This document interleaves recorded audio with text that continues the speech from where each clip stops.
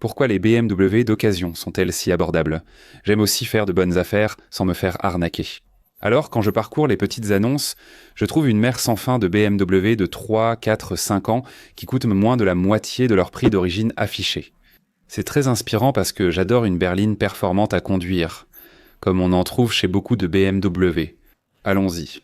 La vie est trop courte pour conduire des voitures ennuyeuses. Beaucoup de gens n'achètent pas de BMW d'occasion, même avec des offres incroyables. Beaucoup de choses sont liées au senso à la performance perçue. Prenez par exemple une BMW 330, un 4 cylindres turbo de 2 litres 250 chevaux. 0 à 100 km/h en 5,5, cette E60 M5 dispose d'un VDX de 507 chats et atteint 324 km/h. De 0 à 100 km/h en 4,3 secondes. Ces chiffres comptent près pour les passionnés d'automobile. En réalité, sur le marché de l'occasion, la plupart cherchent la fiabilité. Ils cherchent en quelque chose de prévisible et doté de toutes les commodités. Mais ils se soucient beaucoup moins des chiffres de performance. Au lieu de chercher les chiffres ultimes de performance comme le 0 à 100 km/h, le quart de mile ou la puissance. Pneus, freins, pièces de performance et vidange d'huile coûteux. Beaucoup n'en veulent pas. Donc cette performance perçue n'a tout simplement aucune importance pour la grande majorité des gens qui cherchent une voiture d'occasion. Maintenant, beaucoup d'entre nous aiment ces BMW d'occasion, et j'ai toujours conduit des BMW d'occasion. Cette voiture ici, notre E60 M5 par exemple. J'ai su immédiatement en voyant cette voiture dans Top Gear. Avec Jeremy Clarkson à la présentation, râlant sur tous les problèmes de clignotant, stéréo et infodivertissement. Finalement, tout a changé quand il a pressé le bouton M. Les acheteurs secondaires ne s'intéressent pas à ces 507 chevaux, à ces performances, ni à l'affichage tête haute. En fait, ils veulent simplement aller au travail de manière simple. Cela laisse maintenant ces voitures sur le marché pour ce petit groupe d'acheteurs comme toi et moi, qui voulons ce genre de voitures excitantes. Le fait est que, à cause de ce petit groupe de personnes, cela fait généralement baisser les prix. La seconde raison du prix bas de ces BMW d'occasion est la saturation des locations. 598% des BMW achetés aujourd'hui sont en location. Beaucoup voient une BMW et pensent « je veux vivre cette expérience, profiter d'une BMW ». Ceux qui en ont les moyens louent souvent une neuve, puis s'en séparent après 3 ans en disant « j'ai vécu cette expérience ». J'ai aimé la voiture et je n'ai pas eu à m'inquiéter de la fiabilité, la garantie ayant couvert toute la location. Nous constatons qu'une grande majorité de ces véhicules arrivent en ensoleillés sur le marché. Des flots de X3 série, 3 série 5 et même des voitures de direction comme les séries 7 et 8. De nombreuses personnes préfèrent louer pour éviter les coûts d'entretien après quelques années. Des voitures comme les M3, M2 compétition, M5, vraiment faites pour les passionnés, sont assez souvent achetées. Mais c'est tout ce qui est plus courant, tu vois. Les 330, les X3 et les 30i. Ce sont des voitures génériques, produites en masse que les gens louent là souvent. Elles reviennent en fin de leasing et inondent le marché. Et maintenant, ce qu'on voit, c'est comme ce qu'on a vu dans le monde de Tesla, où Hertz a liquidé toute sa flotte sur le marché et ça a saturé le marché. Beaucoup trop de stock, qu'est-ce que ça veut dire? Beaucoup trop de volume de produits et pas assez d'acheteurs. Cela fait chuter brutalement la valeur de beaucoup de ces voitures d'occasion. Saviez-vous qu'en moyenne, une BMW va vous coûter plus cher en assurance que, disons, une Honda ou une Toyota classique? Vous pouvez vous attendre à payer 10, 20, voire 30% de plus sur la prime d'assurance ainsi que des coûts de carburant plus élevés, car maintenant vous utilisez du carburant premium. Elles consomment souvent plus de carburant en raison de leur performance. Celle-ci, par exemple, c'est horrible. Si je fais 15 ou 16 miles par gallon, c'est un jour de chance. Mais même certains de leurs moteurs, Turbo 4 ou Turbo 6 performants, n'obtiennent généralement pas une aussi bonne consommation que, disons, les Honda, Toyota, voire même Mazda. Vous pouvez prévoir de payer 200 à 800 $ de plus par an uniquement en carburant, selon la conduite moyenne. Celles-ci sont équipées de pneus Ronfla. Bien sûr, c'est pratique.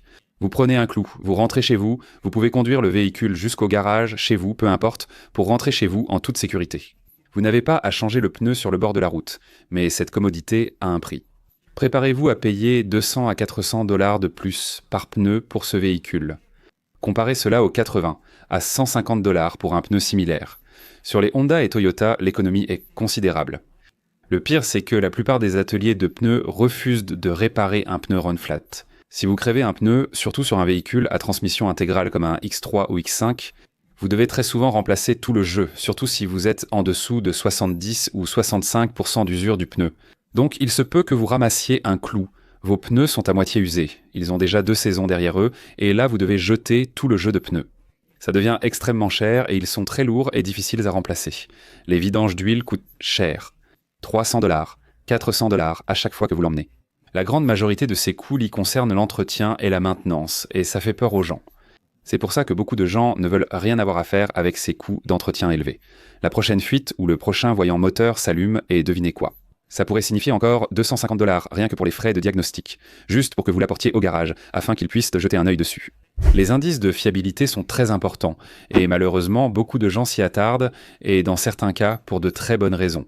Une E60 M5 comme celle-ci nécessite des réparations très coûteuses, pompe séquentielle manuelle, G-trib gros frein, coussinet de bielle à changer tous les 60 000 miles.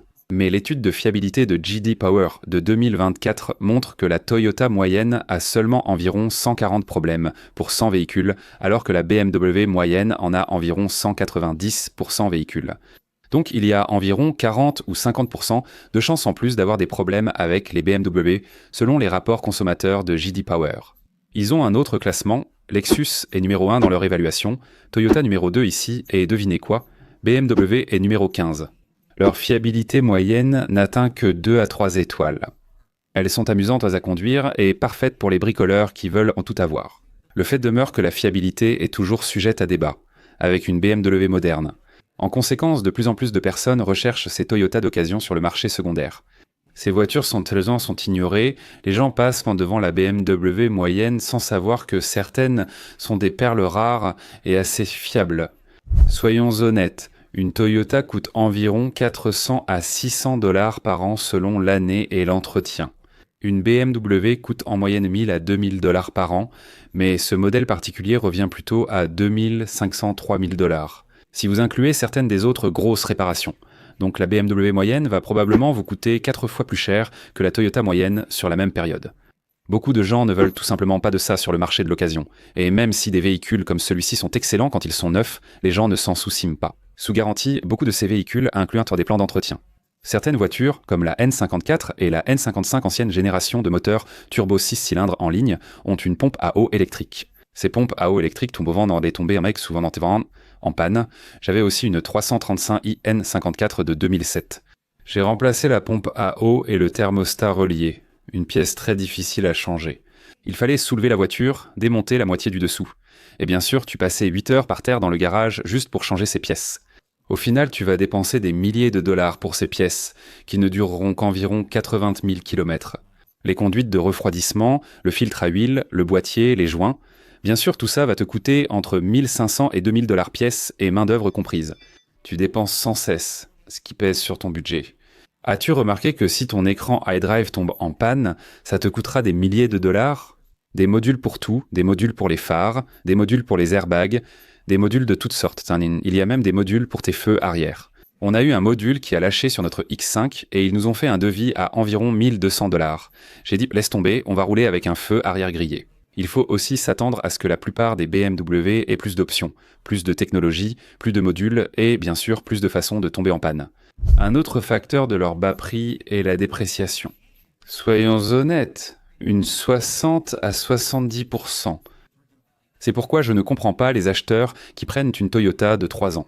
Ils ont un peu perdu la tête. Autant acheter une neuve ou passer à une Toyota de 8 ou 10 ans car les anciennes restent fiables. Si tu achètes une Toyota de 2 ou 3 ans, tu payes encore 80% de sa valeur d'origine. Pourquoi ? Pourquoi t'embêter ? Les sièges sentent, freins et pneus sont usés. Pourquoi acheter une Toyota de 3 ans pour économiser 20%? C'est là qu'une BMW devient intéressante. BMW 330X, Drive 2000, 20 belles voitures avec moteur B48. Des performances exceptionnelles avec 255 chevaux. Pense à cette voiture, une superbe machine. D'accord, toute neuve, 45 000$. La moyenne des 330 selon une dépréciation BMW de 60 à 70% sur 5 ans. Ça ressemble plutôt à un achat entre 20 000 et 25 000$ pour un prix neuf de 45 000$. Vous économisez énormément d'argent sur la dépréciation de cette BMW légèrement utilisée.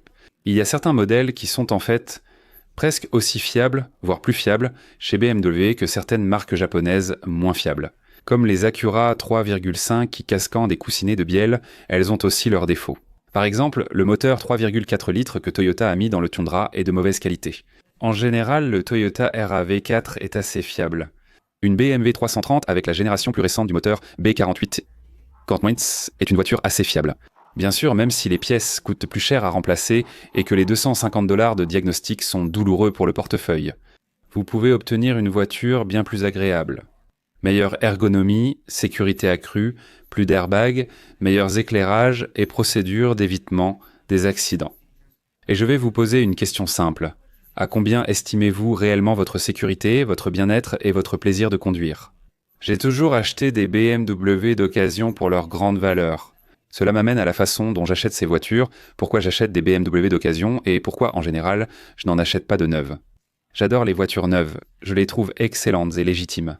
Pour ma part, j'aime obtenir un bon rapport qualité-prix, comme avec une BMW d'occasion.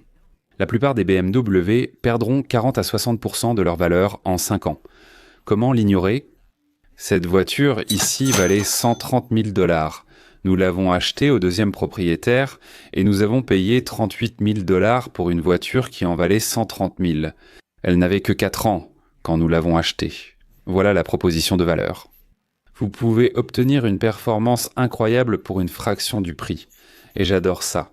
J'ai toujours acheté des voitures de luxe d'occasion, surtout des BMW, âgées de 3 à 5 ans pour leur bon rapport qualité-prix. Et surtout, regardez ici si vous cherchez une Mercedes-Benz d'occasion. Il y a plusieurs raisons pour lesquelles certaines sont si bon marché. Si vous cherchez aussi ces voitures, regardez ces vidéos sur les Audi. Merci encore à tous, excellente journée et à très bientôt.